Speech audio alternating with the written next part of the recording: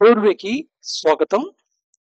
Manual to self సూచనలు లేదా సమాచారాన్ని అందించే స్వీయ శోధన సాధనం.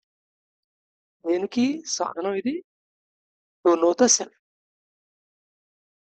To know the truth, to know the purpose of life, birth.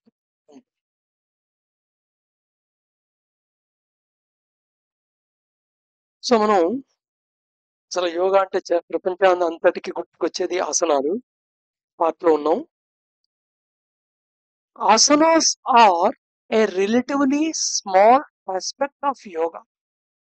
ఇప్పటికే మీకు ఈ విషయం అర్థమైపోయి ఉంటుంది. ఎందుకంటే రోడ్ స్టార్ట్ చేసి 160 దాకా ఎపిసోడ్స్ వచ్చేదాకా యోగాసనాల గురించి రాలేదు. యోగాసనాల గురించి గత 3-4 వీడియోస్ నుండే వచ్చింది టాపిక్. ఈవెన్ పతంజలి యోగ శాస్త్రాలలో కూడా యోగాసనాల పార్ట్ చాలా ఉంటుంది. బట్ ఆ ఈవెన్ 10% కూడా లేని ఆ యోగాసనాలకి ప్రామినెంట్ ఇవ్వద్దని నేను అన్ను. బట్ ఎక్కువ ప్రామినెన్స్ ఇచ్చి, ఎక్కువ ఇంపార్టెన్స్ ఇచ్చి, అసలు యోగా యొక్క బేసిక్ ఆస్పెక్ట్స్ అన్నిటిని ప్రపంచానికి అందకుండా పోయాయి. Right. When compared to the overall depth and breadth of the tradition of yoga. So ఈ complete yoga tradition, yogic sciences, ఈ స్పిరిచువాలిటీ యొక్క పాత్, వీటిలో టోటల్ డెప్త్ అండ్ బ్రెడ్త్ మొత్తం ఇన్ ఆల్ డైమెన్షన్ లో చూస్తే ఈ యోగా పార్ట్ ఉంటుంది, ఆసనాస్ అనేది చాలా తక్కువ. They are relatively small slice of an older and much larger body of knowledge. యోగాసనాల నాలెడ్జ్ చాలా పెద్ద నాలెడ్జ్ అది. ఇంతకుముందు వీడియోలో తెలుసుకున్నాం కదా, ఆల్రెడీ 84 చాలా ఆసనాలు ఉన్నాయని. So is very beautiful knowledge. ఇది చాలా ఏన్షియంట్ నాలెడ్జ్. బట్ టోటల్ యోగాలో పోల్చుకుంటే ఇది చిన్న స్లైస్, చిన్న కేక్ ముక్క లాంటిది. Larger body of knowledge, philosophy, lineage and techniques. So యోగాలో చాలా టెక్నిక్స్ ఉంటాయి. యోగా నాలెడ్జ్ అనేది గురువు నుండి శిష్యుడికి, శిష్యుడు నుండి మరొక శిష్యుడికి, ఆ గురువుకి శిష్యుడు గురువు అయితే గురువుకి శిష్యుడికి ఇలా గురు పరంపరల వ్యాప్తి చెందుతూ వచ్చింది కదా. సో దాంట్లోనే అండ్ ఫిలాసఫీ కూడా రిలేటెడ్. ఫిలాసఫికల్ క్వశ్చన్స్ నుంచి కదా ఇవన్నీ వచ్చింది.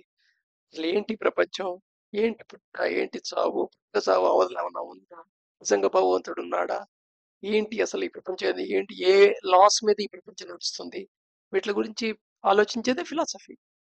సో వీటన్నిటిలో అంటే knowledge, philosophy, lineage and techniques మొత్తంలో ఈ యోగాసనాల పార్ట్ చాలా మినిస్కుల్ అని చెప్పాలి.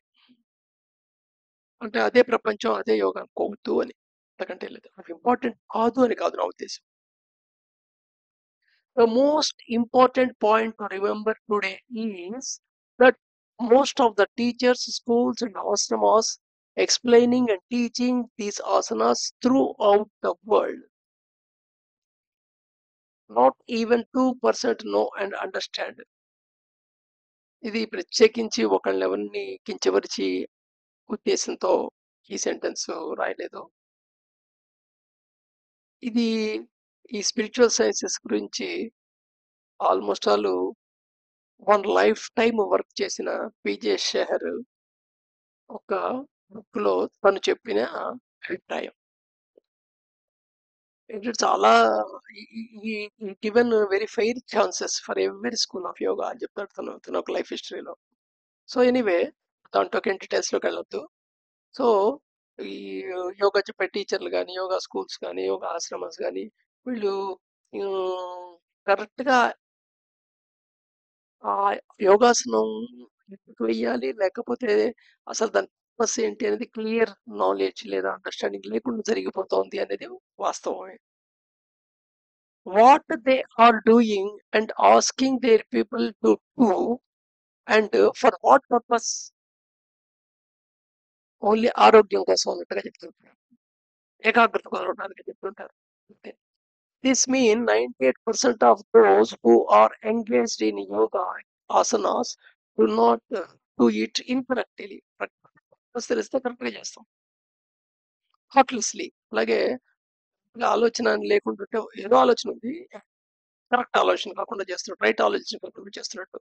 And it is like A blind leading blind. Almost అలా గుడ్డివాడికి ఒక గుడ్డివాడిని తావ నడపటం లాంటిది.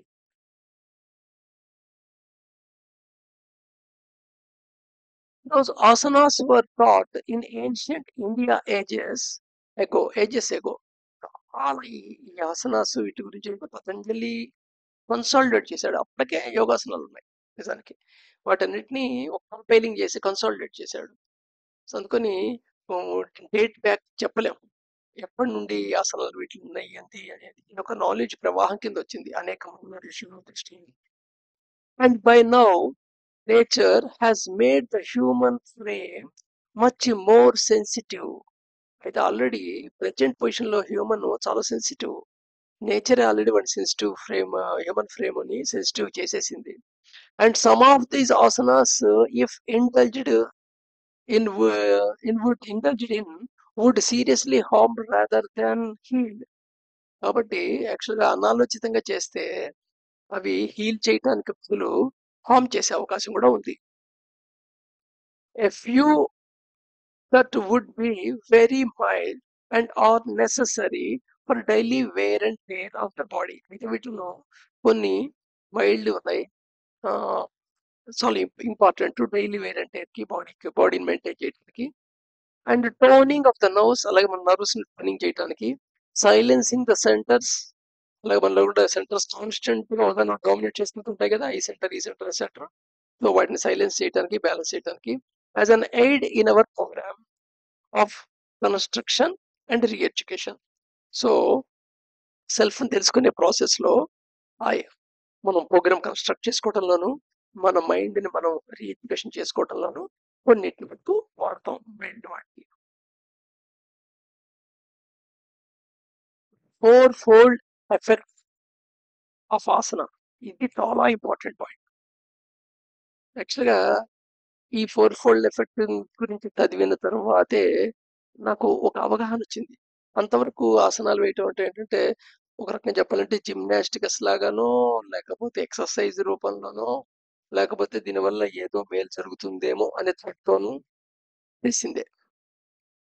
యాక్చువల్గా రియల్ పర్పస్ అనేది ఈ 4-fold ఎఫెక్ట్స్ ఆఫ్ ఆసన వచ్చేసిన తర్వాత చదివిన తర్వాత తెలిసింది నాకు. Remedying of certain physical elements, general గా ఇది చాలా హైలైట్ చేస్తుంటారు. ఈ ఆసన వేస్తే ఈ ఆరోగ్యం సరికొడుతుంది, లేదా ఈ దీనికి తక్కువ వస్తుంది. ఫర్ ఎగ్జాంపుల్ డైజెషన్ బాగా జరగాలంటే వజ్రాసనం వేయండి అని చెప్తుంటారు. అలాగే డయాబెటిక్ కంట్రోల్ అవ్వాలంటే శశాంకాసనం ఏమని చెప్తుంటారు. సబ్జెక్ట్ లైక్ దట్ అల్లగా ఉంటుంది. సో రెమిడిఫైయింగ్ అంటే జాగ్రత్త, సర్టెన్ ఫిజికల్ ఎలిమెంట్స్ ని రెమిడిఫైయింగ్ అంటే యాక్చువల్గా ఏంటంటే సోలో రెమెడీ అని కాదు, అది క్యూర్ అని కాదు.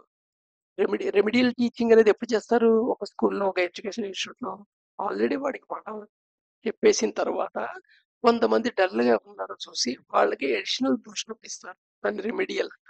సో ఇక్కడ కూడా రెమిడియల్ మాట, ఫిజికల్ ఎలిమెంట్స్ అంటే ఇది చేసేస్తే సర్వం అయిపోతుంది అని ఎక్కడ చెప్పాలా.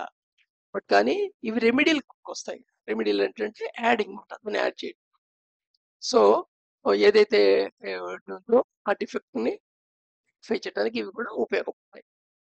నెక్స్ట్, అంతేగాని మిగతా వదిలేసి ఇచ్చేసుకోవాలని చెప్పలేదు.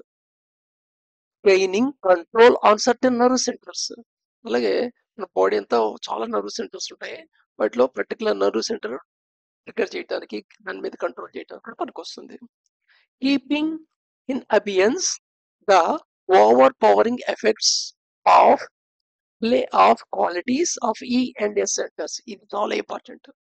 ఈ ఈ ఈ సెంటర్, ఎస్ సెంటర్ ఇంటెన్సిటీ ఎక్కువ ఉంటుంది అనుకున్నాం కదా, 2:4:8. ఈ సెంటర్ 4 రెట్లు ఐ సెంటర్ కంటే, దానికంటే 2 రెట్లు ఎస్ సెంటర్.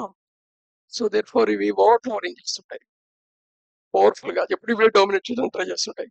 వీటిని కొంచెం అబియన్స్ లో పెట్టడానికి, ఆ పవర్ ని కొంచెం వాటిని రెస్ట్రైన్ చేయడానికి ఉపయోగపడుతుంది. And most important fold effect ఏంటంటే closing mind section 1 and opening section. Temporarily, ఇది పర్మనెంట్ కాదు, టెంపరరీలీ. సో మైండ్ ఒక సెక్షన్ 1 ని క్లోజ్ చేసి, మైండ్ సెక్షన్ 1 లో ఏం జరుగుతుంటుంది, కాన్స్టెంట్ ఇంబ్యాలెన్స్. ఐ సెంటర్, ఈ సెంటర్, ఎస్ సెంటర్, ఎం సెంటర్ టక పల్స్ తీసుకుంటుంటాయి, డీకోడ్ చేస్తుంటాయి, థాట్స్ జనరేట్ చేస్తుంటాయి. ఇది కంటిన్యూ ప్రాసెస్ అది. సో ఆ సెక్షన్ క్లోజ్ చేసి సెక్షన్ 2 ఇన్సైడ్ సెంటర్ అది, దాన్ని ఓపెన్ చేస్తుంది టెంపరీగా, to pass on certain thought or problem from section 1 to section 2. అలాగే సెక్షన్ 1 నుండి సెక్షన్ 2 కి ఏదైనా ఒక థాట్ కానీ లేదా ఒక ప్రాబ్లం కానీ అది పాస్ ఆన్ చేయటం. And to wait to receive of intuitive solution by opening the section 1 again. తర్వాత సెక్షన్ 1 మళ్ళీ రిసీవ్ అయ్యేదాకా, ఇంట్యూటివ్ సొల్యూషన్ దానికి ఉందో అది బయట రిసీవ్ అయ్యేదాకా ఉండటం, వెయిట్ చేయటం. దెన్ సెక్షన్ 1 ఓపెన్ చేయటం again to transfer the solution insight to I centre of section 1. తర్వాత అలా వచ్చిన సెక్షన్ 1 లో వచ్చిన దాన్ని ఇంపల్సెస్ ని, సొల్యూషన్ ని, ఇంట్యూటివ్ సొల్యూషన్ ని లేదా ఇన్సైట్ ని ఐ సెంటర్ కి ట్రాన్స్ఫర్ చేయటం. ఐ సెంటరే బయటికి థాట్ రూపంలో చెప్తుంది. సరే, ఈ ప్రాసెస్ చాలా ఇంపార్టెంట్ ప్రాసెస్ ఇది. సో అలా కాకుండా ఇది ఇది ప్రధాన పర్పస్ అనమాట, యోగాసనం యొక్క ప్రధాన పర్పస్ ఇది అనమాట. సో రైట్, దీని గురించి రేపు మళ్ళీ కంటిన్యూ చేద్దాం. Thank you.